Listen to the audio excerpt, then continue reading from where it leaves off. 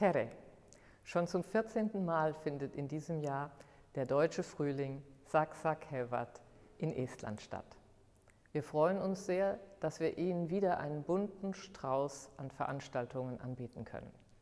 Der Saksa-Kevat bietet die Möglichkeit, Deutschland und insbesondere das diesjährige Partnerland, den Freistaat Sachsen auf Obersorbisch, Swobodny Stat Saksa, durch eine Vielzahl von Projekten besser kennenzulernen. Estland und Sachsen verbindet eine enge Zusammenarbeit in den Bereichen Kultur, Wirtschaft, Bildung und Politik.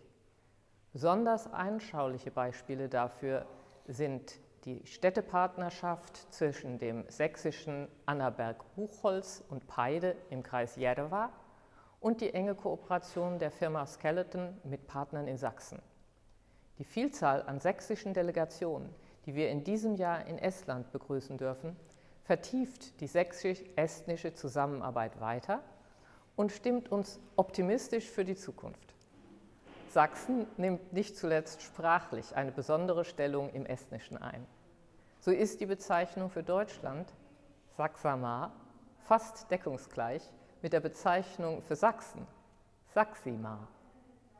Die Bedeutung von Zusammenarbeit und Begegnungen über Grenzen hinweg tritt vor dem Hintergrund des völkerrechtswidrigen Vernichtungskrieges Russlands gegen die Ukraine mitten in Europa noch viel plastischer hervor. Es wird noch greifbarer, wie wichtig es ist, andere Menschen, andere Länder kennen und verstehen zu lernen, sie und ihre Interessen zu respektieren, Vertrauen aufzubauen. Wir freuen uns daher ganz besonders auf den diesjährigen Deutschen Frühling, zu dem wir Sie herzlich willkommen heißen. Tere tulemast Saksa Kevadele.